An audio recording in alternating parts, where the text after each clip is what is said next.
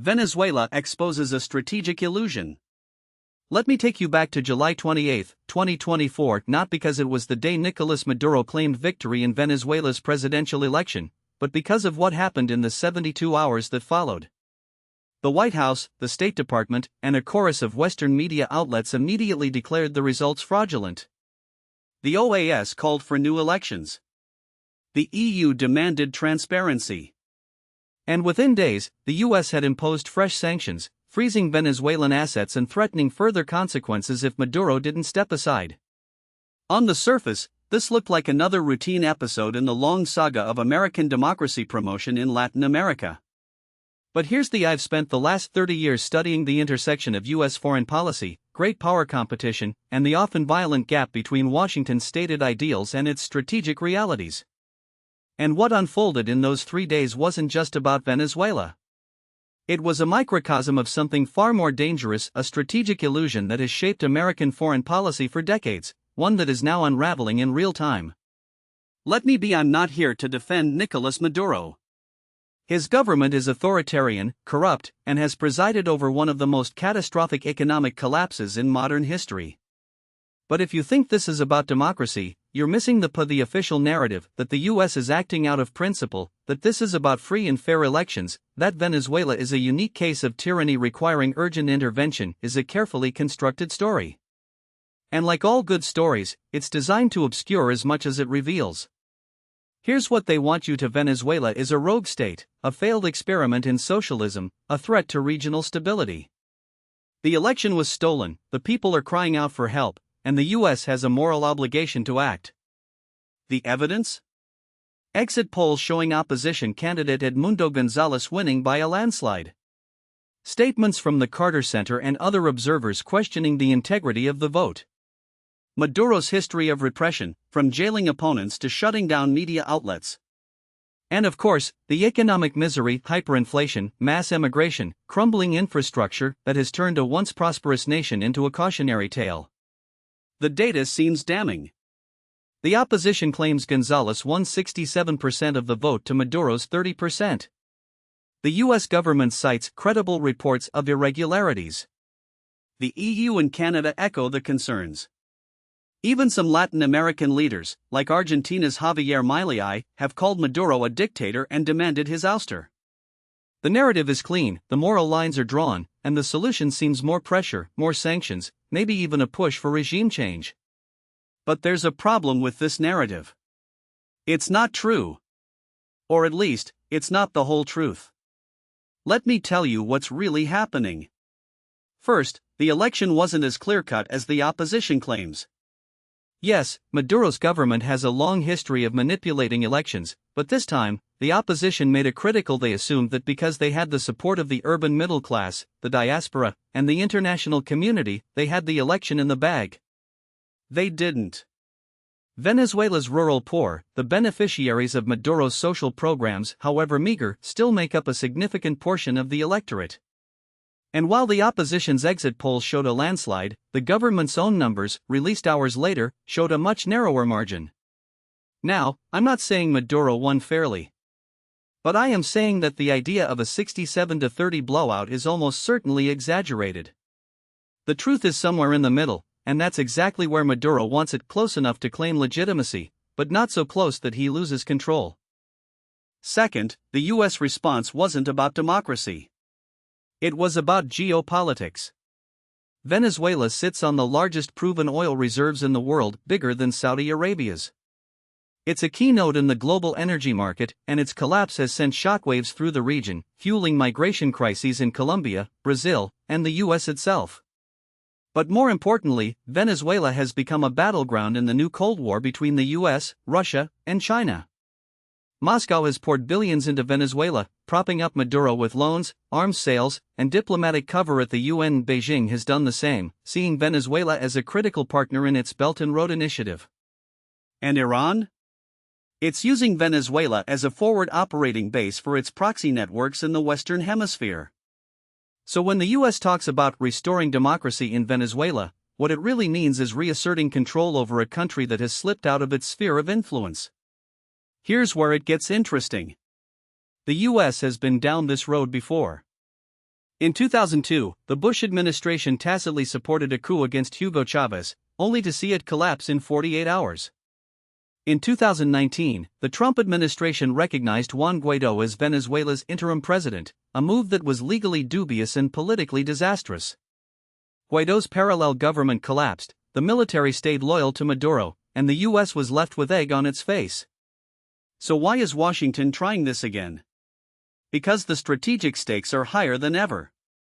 The U.S. is losing Latin America. From Mexico to Argentina, leftist governments are rising, many of them skeptical of American hegemony. Brazil's Lula has called for a new global order. Colombia's Petro is cozying up to Russia and China. And Venezuela? It's the linchpin.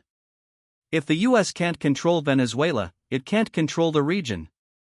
And if it can't control the region, its ability to project power globally is severely weakened. But here's the U.S. isn't just competing with Russia and China in Venezuela. It's competing with itself. The Biden administration is deeply divided on how to handle Maduro. On one side, you have the hawks led by National Security Advisor Jake Sullivan and Secretary of State Antony Blinken, who see Venezuela as a test case for American resolve. They want to double down on sanctions, maybe even push for a military option. On the other side, you have the realists, people like CIA Director Bill Burns and some in the Pentagon, who know that regime change is a fantasy and that the best the U.S. can hope for is a negotiated settlement. The problem? The hawks are winning. And that's dangerous, because Venezuela isn't Iraq or Libya. It's not a country that can be bombed into submission. It's a nation of 28 million people, with a battle-hardened military, Russian and Iranian advisors, and a government that has survived 2 decades of U.S. pressure.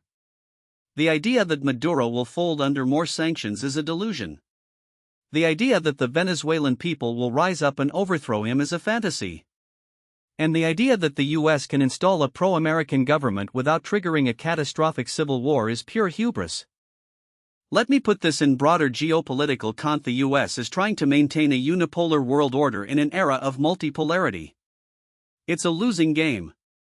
For the last 30 years, Washington has operated under the assumption that it can shape the world in its image, that democracy, free markets, and American military power can be exported to every corner of the globe. But the world has changed. China is rising. Russia is resurgent. The global south is asserting its independence. And the U.S.? It's overstretched, politically divided, and economically vulnerable.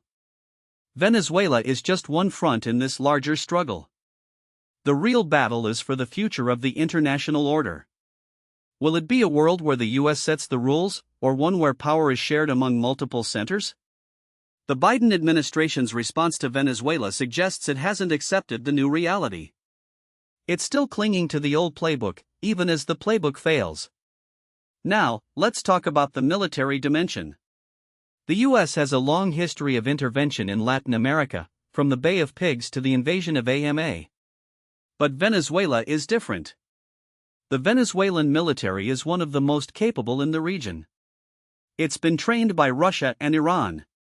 It has air defenses, drones, and a network of paramilitary groups that could turn Caracas into an urban war zone. The U.S. has been conducting military exercises in the region, most recently, a joint operation with Colombia near the Venezuelan border. But let's be an invasion of Venezuela would make Iraq look like a walk in the park. The terrain is unforgiving. The population is armed. And the government has spent years preparing for asymmetric warfare. The U.S. could bomb military installations, but it can't occupy the country without triggering a prolonged insurgency. And even if it did, what then? Who would govern? The opposition is fractured.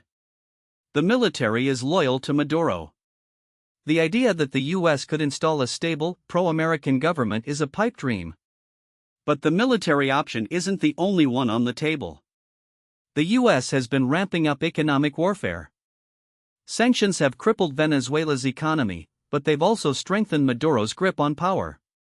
How? Because sanctions create scarcity, and scarcity creates dependency. The government controls the distribution of food, medicine, and fuel. If you're a Venezuelan, your survival depends on staying in the regime's good graces. That's why Maduro hasn't fallen. That's why the opposition can't gain traction. And that's why the US is now considering even more extreme measures, like secondary sanctions on countries that do business with Venezuela. But here's the sanctions don't work. They didn't work in Cuba. They didn't work in Iran. And they're not working in Venezuela. All they do is punish the people while enriching the elites who control the black market.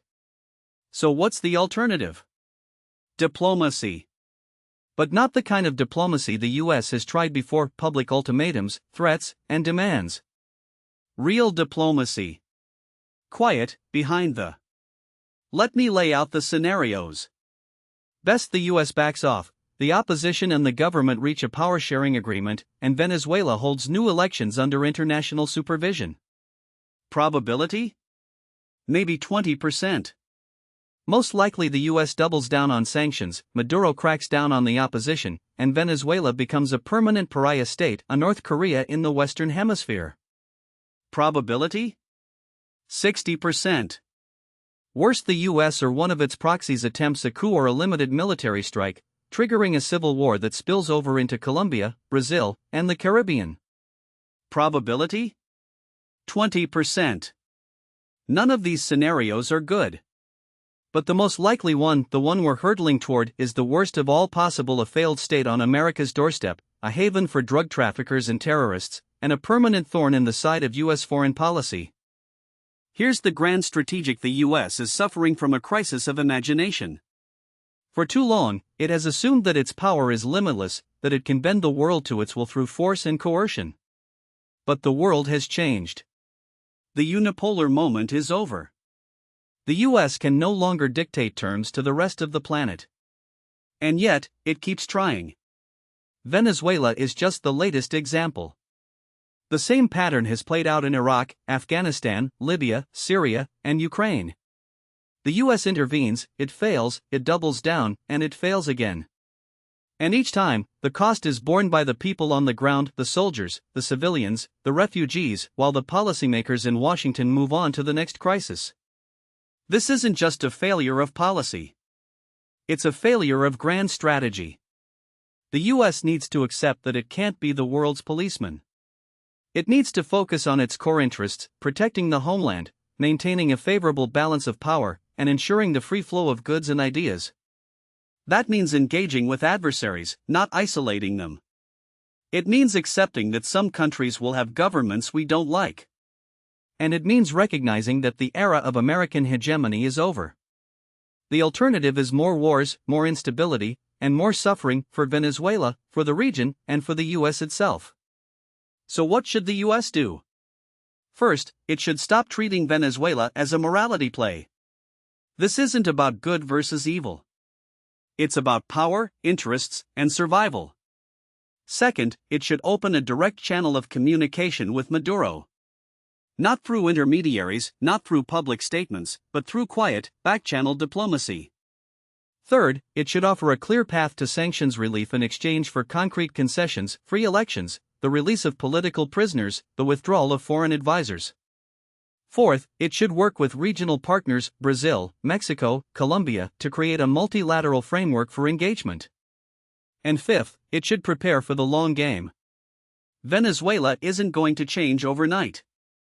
But if the US is patient, if it's willing to negotiate, and if it's willing to accept that it can't control everything, it might just find a way out of this mess. This is controversial, I know. The hawks will call it appeasement. The media will call it weakness. But here's the US has been trying to overthrow Maduro for 20 years. It hasn't worked. It's time to try something else. The alternative is a forever war in Latin America, a new front in the global struggle for power, and a strategic blunder that will haunt us for decades. Let me leave you with this. The greatest danger in foreign policy isn't weakness. It's hubris. The belief that we can control the world, that our system is the only legitimate one, that our power is infinite. Venezuela exposes that illusion. It shows us that the world is more complex, more resistant, and more dangerous than we want to believe.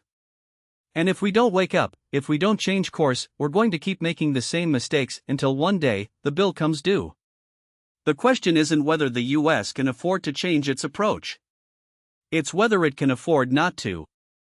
Now, what most people don't realize is that Venezuela isn't just a policy failure, it's a symptom of a much deeper strategic miscalculation. The US has spent the last 3 decades operating under the assumption that military power and economic coercion can reshape the world in its image.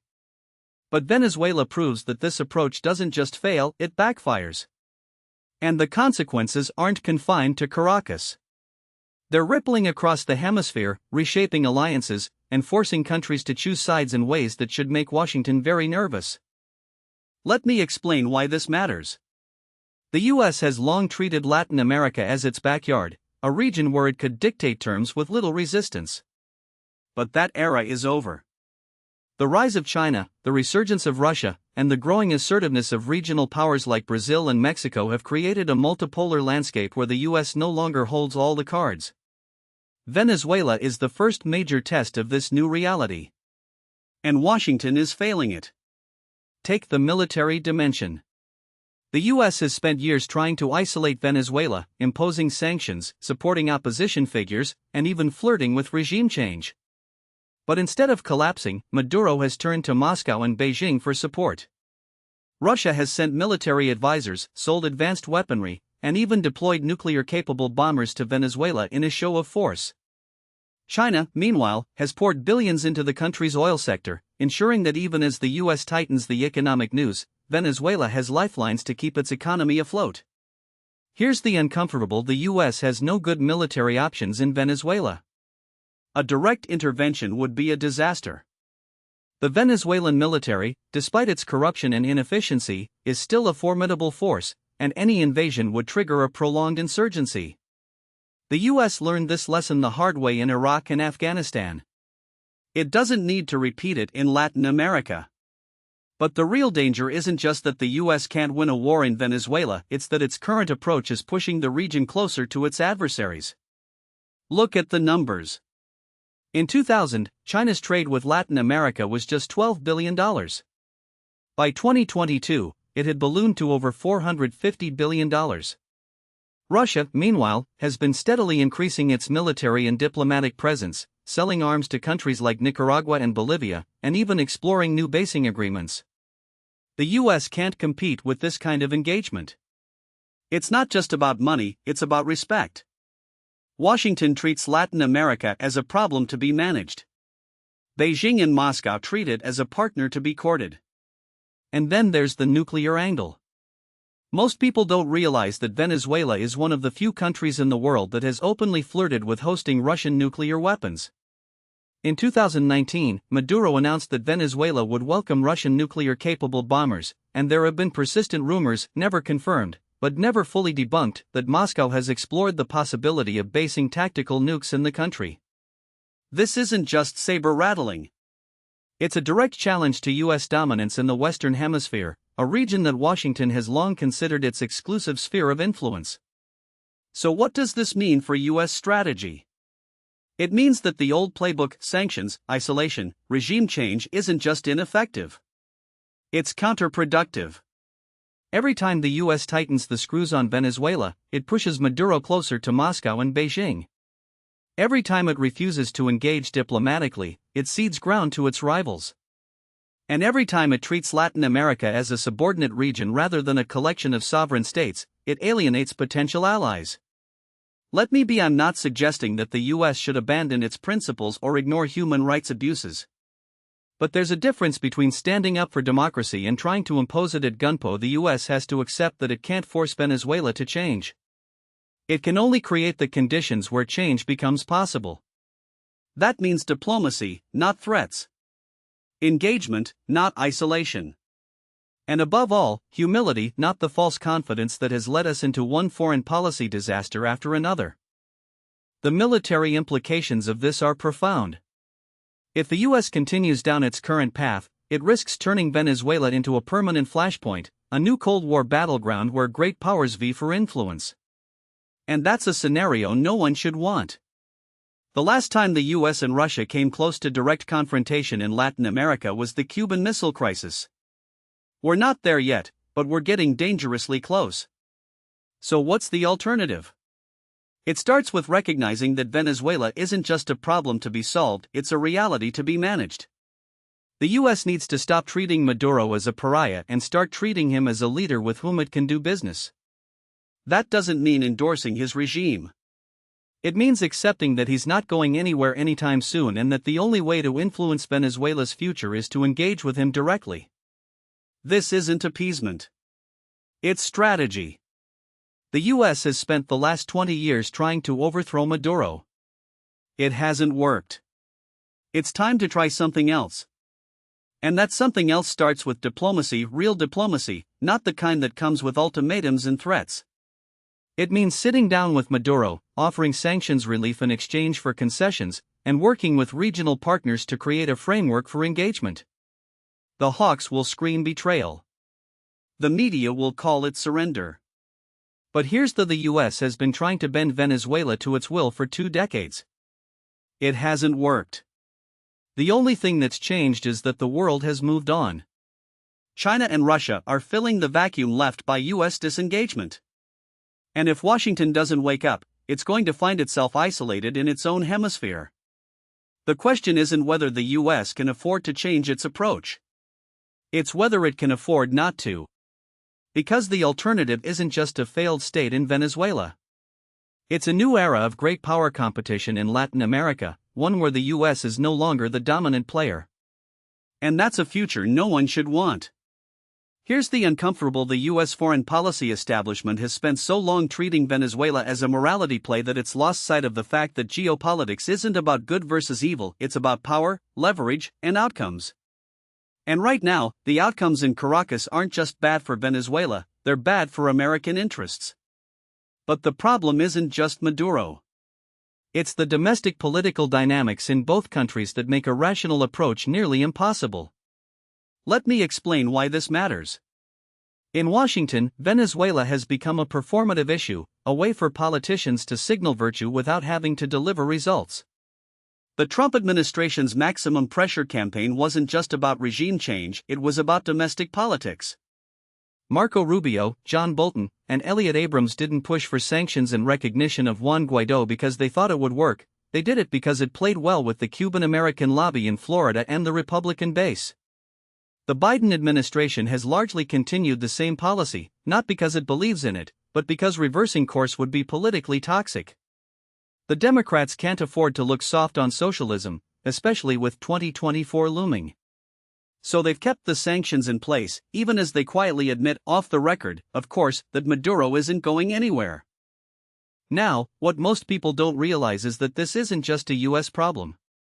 Venezuela's domestic politics are just as dysfunctional, and just as resistant to outside pressure. Maduro isn't a dictator in the classic sense, he's a survivor. He's outlasted the opposition's street protests, the US sanctions, the oil embargo, even the recognition of Guaidó as interim president. And he's done it by playing a weak hand brilliantly.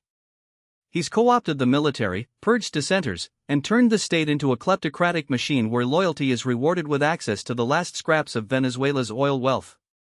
The opposition, meanwhile, is a fractured mess. Guaidó's moment has passed. Maria Corina Machado, the opposition's latest hope, won a primary in 2023 with 92% of the vote, but she's been barred from running by the Maduro-controlled Electoral Council. The US has responded by reimposing some sanctions, but the message is Maduro can afford to ignore Washington because he knows the US has no real leverage left. Here's the: Venezuela's political system is broken, but it's not broken in the way outsiders think. It's not a democracy waiting to be restored, it's a hybrid regime where elections are held, but the playing field is so tilted that the outcome is never in doubt. Maduro's 2018 re-election was a farce, but his 2024 victory, assuming he allows Machado to run and then steals the election, will be just as predictable. The opposition's strategy of boycotting elections hasn't worked. The strategy of participating hasn't worked either. And the US strategy of sanctions and recognition has been an unmitigated disaster. So what happens next? Let's game out the scenarios. First, there's the status quo. Maduro holds another sham election, the US condemns it, and the cycle of sanctions and stalemate continues. This is the most likely outcome, and it's the worst one. It guarantees that Venezuela remains a failed state, a source of migration, crime, and instability for the region. It also ensures that China and Russia continue to deepen their influence, using Venezuela as a beachhead for their own strategic ambitions. The US will keep pretending it has a policy, but in reality, it will have ceded the initiative to its rivals. Second, there's the negotiated transition. This is the scenario where the US and Maduro finally sit down and cut a sanctions relief in exchange for free and fair elections, the release of political prisoners, and a path to reintegrating Venezuela into the global economy. This is the best-case scenario, but it's also the least likely. Why? Because neither side trusts the other. Maduro knows that if he gives up power, he could end up in The Hague. The US knows that if it lifts sanctions without real concessions, it will look weak. And the opposition knows that any deal that leaves Maduro in power, even temporarily, will be seen as a betrayal. The 2023 Barbados Agreement, where Maduro agreed to hold free elections in exchange for sanctions relief, collapsed within months. The US reimposed sanctions after Maduro barred Machado from running. The lesson? Neither side is ready to make the hard compromises necessary for a real transition. Third, there's the collapse scenario. This is the nightmare outcome, where Venezuela's economy implodes, the state loses control of its territory, and the country descends into chaos. We've seen glimpses of this hyperinflation, mass migration, the rise of armed gangs like the Tren de Aragua. But a full-blown collapse would be catastrophic. It would trigger a refugee crisis on a scale not seen in the hemisphere since the Syrian civil war. It would destabilize Colombia, Brazil, and the Caribbean. And it would create a vacuum that could be filled by transnational criminal organizations, or worse, by foreign powers looking to exploit Venezuela's chaos. The US would be forced to intervene, not out of choice, but out of necessity. And that's a scenario no one wants. Now, here's the part that no one in Washington wants: to the US has no good options left. The policy of regime change has failed. The policy of containment has failed. The policy of engagement hasn't even been tried.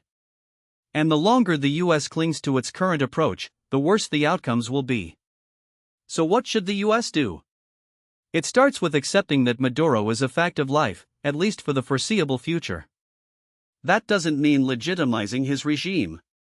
It means recognizing that the only way to influence Venezuela's trajectory is to deal with him directly. It means offering sanctions relief in exchange for real concessions, not just empty promises. It means working with regional partners like Brazil, Colombia, and Mexico to create a framework for engagement. And it means being willing to walk away if Maduro doesn't deliver. The hawks will call this surrender. The media will call it appeasement. But here's the US has been trying to bend Venezuela to its will for 2 decades. It hasn't worked.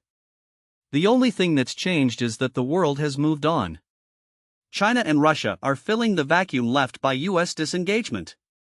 And if Washington doesn't wake up, it's going to find itself isolated in its own hemisphere. The question isn't whether the US can afford to change its approach. It's whether it can afford not to. Because the alternative isn't just a failed state in Venezuela. It's a new era of great power competition in Latin America, one where the US is no longer the dominant player. And that's a future no one should want, least of all the Venezuelan people, who have suffered enough already. Now, what most people don't realize is that this isn't just about Maduro's survival, it's about the deeper structural collapse of Venezuela's political system. The opposition, for all its moral clarity, has become a case study in how not to manage a transition. Remember 2019, when Juan Guaidó was anointed interim president by the US and its allies? The assumption was that Maduro's regime would crumble under the weight of international recognition and economic pressure. Instead, Guaidó's coalition fractured, his legitimacy eroded, and by 2023, even the US had quietly stopped referring to him as the country's leader. The lesson here isn't that Guaidó was incompetent, though he certainly made mistakes, but that Venezuela's opposition has been trapped in a cycle of performative politics, where the goal isn't governance but martyrdom. Let me explain why this matters. The opposition strategy has relied on two flawed: first, that the military would abandon Maduro if given the right incentives, and second, that the US would eventually intervene to force regime change. Neither has net out. The military, despite defections at the margins, remains loyal to Maduro because it's not just an institution, it's a business. The generals control everything from food imports to gold mining, and they're not about to hand that over to a civilian government that might prosecute them. As for US intervention, the Biden administration has made it clear that it's not on the table. The last time the US seriously considered military action in Venezuela was 2019, when Trump reportedly asked his advisors why the US couldn't just invade.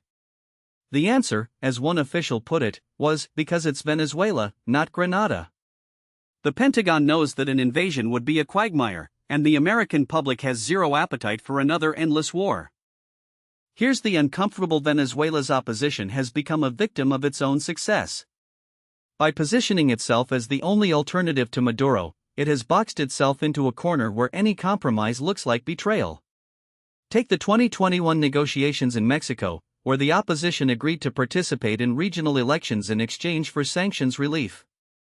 The deal collapsed when Maduro reneged on his promises, but the damage was done. The opposition's base saw the talks as a surrender. Fast forward to 2024, and the opposition is once again divided, with some factions boycotting elections while others, like Maria Corina Machado's team, are trying to play by the rules only to be barred from running by Maduro's courts.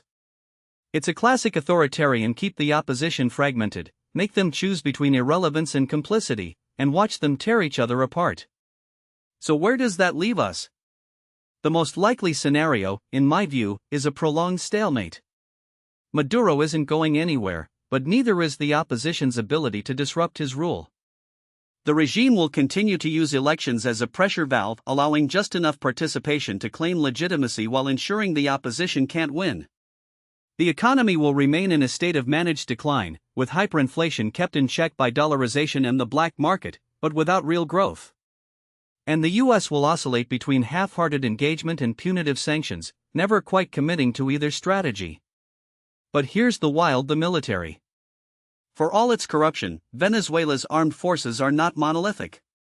There are factions within the military that are growing restless, some because they're being sidelined by Maduro's inner circle, others because they're tired of being the enforcers of a failing state.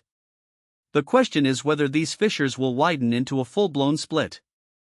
In 2018, there was a brief moment when it looked like the military might turn on Maduro after the drone attack on his inauguration. It didn't happen. In 2020, there were whispers of a coup plot involving high-ranking officers. It was crushed. But the longer the economic crisis drags on, the harder it will be for Maduro to keep the generals in line. The other variable is the diaspora. There are now nearly 8 million Venezuelans living abroad, and they're not just refugees, they're a political force. In Colombia, they become a key voting bloc, influencing elections in ways that could reshape regional dynamics. In the US, they're a growing lobby, pushing for harder sanctions but also, increasingly, for a more pragmatic approach. And in Venezuela itself, the diaspora's remittances, estimated at over $4 billion a year, are keeping millions of families afloat. That money is a lifeline, but it's also a ticking time bomb. If the regime ever tries to crack down on remittances, it could trigger a backlash that even the military can't contain. Now, let's talk about the 2024 elections. The opposition has already been dealt a bad hand. Machado, the most popular opposition figure, was disqualified from running, and her replacement, Edmundo Gonzalez, is a relative unknown. But the real question isn't who the opposition puts forward. It's whether Maduro will allow the election to be even remotely competitive. If he doesn't, the US and its allies will have to decide whether to recognize the results or double down on sanctions. My bet? They'll recognize the results, but with enough caveats to keep the pressure on Maduro. Because at this point, the alternative, total collapse, is worse than the status quo. Here's the bottom: Venezuela is no longer a country in crisis. It's a country in a new normal, a hybrid regime where authoritarianism and chaos coexist, where the state is both predatory and weak, and where the only constant is uncertainty. The US can keep pretending that regime change is just around the corner, or it can accept that Maduro is here to stay and start dealing with the consequences. The first approach has failed for 20 years. The second is the only one that might actually work. But it requires something Washington isn't good: patience, humility, and a willingness to play the long game. And right now, I don't see any signs that the US is ready for that.